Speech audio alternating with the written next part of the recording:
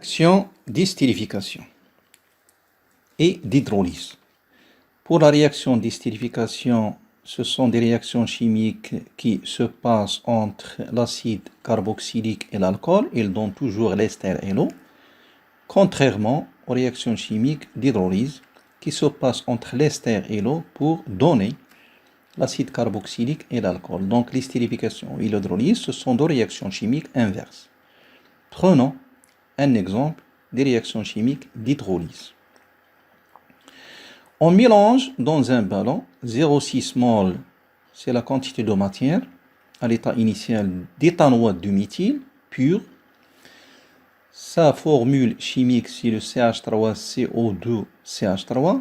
Ici, on a le groupe qui caractérise les esters. Ici, l'éthanoate du méthyle avec 0,6 mol d'eau distillée. On a ici un mélange équimolaire parce que les quantités de matière à l'état initial sont égales à 0,6 mol, 0,6 mol. On ajoute quelques gouttes d'acide sulfurique concentré. Ici, l'acide sulfurique concentré, il va jouer le rôle de catalyseur. C'est-à-dire, il va agir sur la vitesse de la réaction, il va accélérer la réaction chimique sans modifier le rendement ni la constante d'équilibre. On chauffe à reflux. Je vais expliquer qu'est-ce que veut dire le chauffage à reflux. Le mélange réactionnel composé par l'éthanoate du méthyle et l'eau pendant un certain temps. Donc on a besoin de temps. Il n'est plus rapide. Une réaction chimique se produit, puisque les conditions sont favorables. À l'équilibre, elle reste 0,4 mol d'éthanoate du méthyle. C'est-à-dire à l'état final, on a disparition de 0,2 mol d'éthanoate du méthyle. Parce qu'à l'état initial, on avait 0,6 mol. À l'état final, elle reste 0,4 mol. Donc, on a les 0,2 mol sont disparus du premier réactif qui est l'éthanoate du méthyle. Pour le chauffage à reflux, vous savez bien que le chauffage à reflux permet de chauffer un mélange réactionnel à pression atmosphérique, sans que les vapeurs des composés chimiques contenus dans le ballon, ici, partent dans l'air. Dans le cas de montage à reflux, le ballon est toujours, comme vous voyez, il est surmonté d'un réfrigérant à boule, comme vous voyez ici. Comme tous les réfrigérants, il est toujours ouvert en haut. Donc, le mélange contenu dans le ballon est à la pression atmosphérique. Les vapeurs s'élèvent, vont dans le réfrigérant, puis recondensent et retombent dans le ballon. On garde le mélange réactionnel sous forme liquide dans le ballon.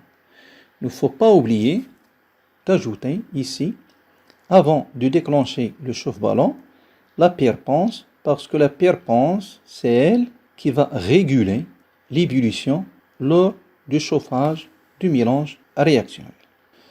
Pour l'équation de la réaction, ici on a l'ester, comme vous voyez, on a l'éthanoate, c'est la partie éthanoate, on a deux atomes de carbone, c'est la partie éthanoate, de méthyle, ici un seul atome de carbone. Avec l'eau, qu'est-ce qu'il va donner? Il va donner l'acide, un acide carboxylique. Ici, c'est l'acide éthanoïque. Il vient de l'éthanoate, de la partie 1 de l'ester. Et le méthyle va donner l'alcool. Ici, l'alcool, on a un alcool qui est le méthanol. Vous voyez que l'ester, il est toujours caractérisé par ce groupe-là, c'est CO jusqu'à O. Et si on devait avoir un radical, toujours un carbone de ce côté. Pour l'acide carboxylique, il est caractérisé par ce groupe-là, c'est COOH, et les alcools par ce groupe OH ici. Donc on a trois composés organiques. L'ester plus l'eau, c'est un composé minéral, donne l'acide qui est un composé organique ou un acide carboxylique plus un alcool, ici c'est le méthanol. Pour les caractéristiques de cette réaction chimique, la première caractéristique, c'est déjà signalé dans le texte. Elle est lente, on a besoin de temps.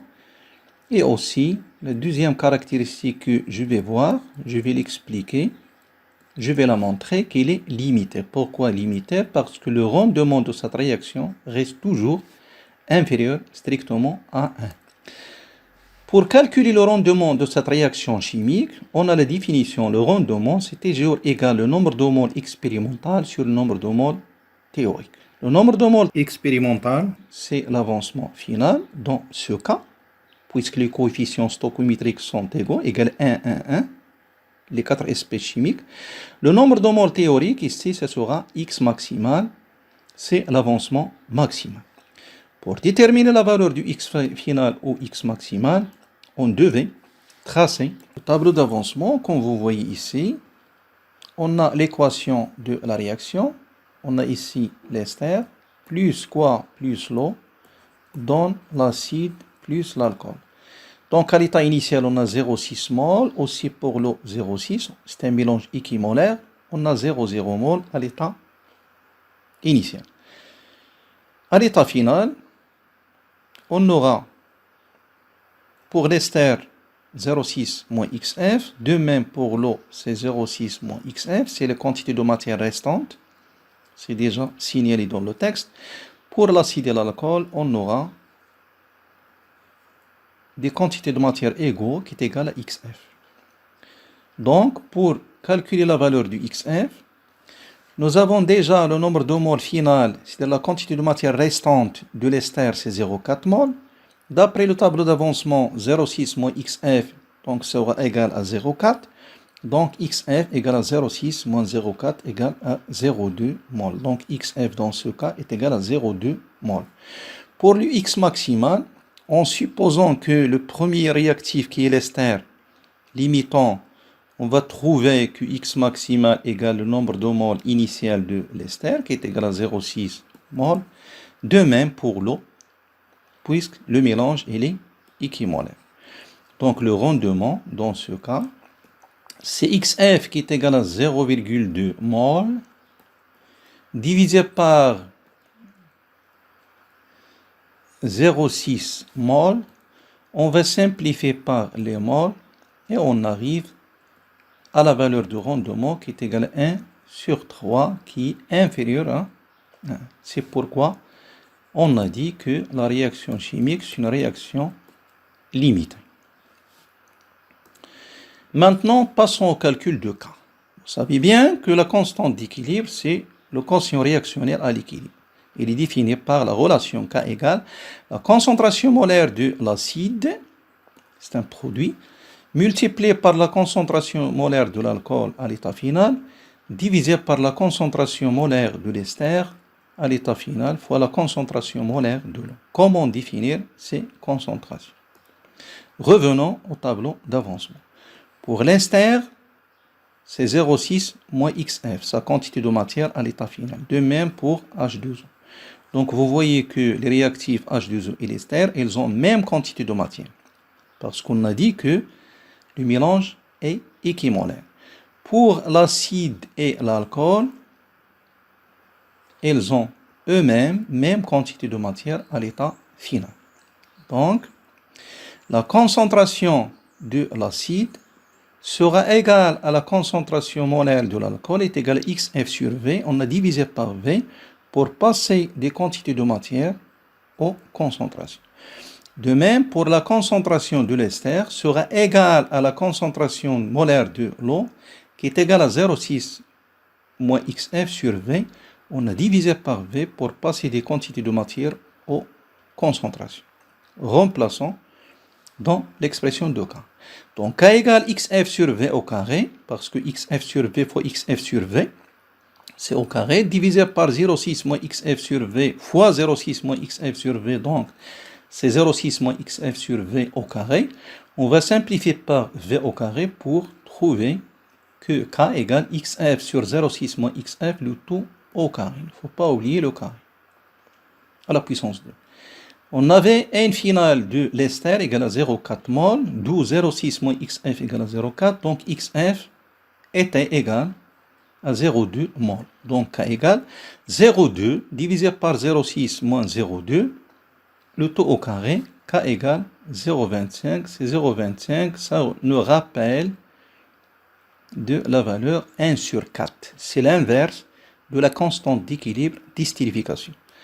Cette valeur de K, de la constante d'équilibre, il ne varie que fonction de l'état initial, c'est-à-dire on ne doit pas changer les quantités de matière à l'état initial des deux réactifs. Pour les bilans de la matière à l'état final, on doit calculer le nombre de moles à l'état final de l'acide.